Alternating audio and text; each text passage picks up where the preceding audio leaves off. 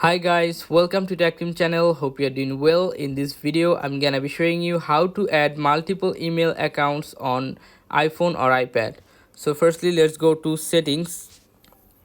Now scroll down and you will find here mail, this one. Click on mail.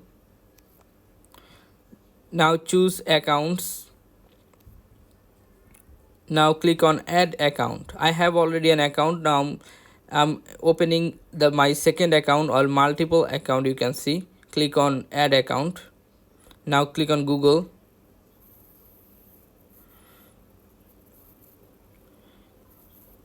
You have to give your email here.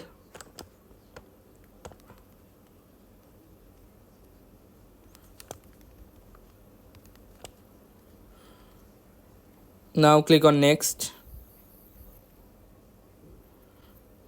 Give your password here.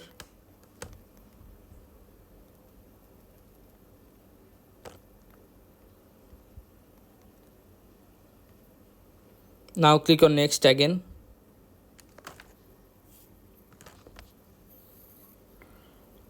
Click on continue. Click on continue again. And your ID has been added here. You have to just hold on for some seconds.